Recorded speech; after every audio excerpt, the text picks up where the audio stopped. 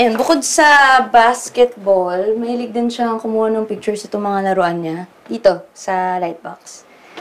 Kaya parang naalala kita sa kanya eh. Gandam! Solid do ah. Alam mo ba dati, nung bata ako, lagi ako naglalaro na ito. Bata ka pa naman ah.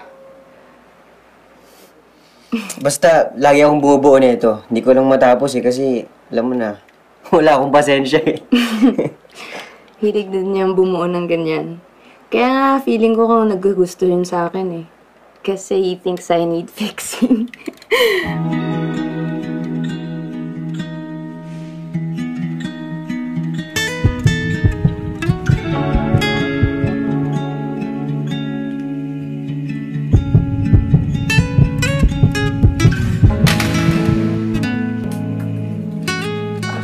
Sorry.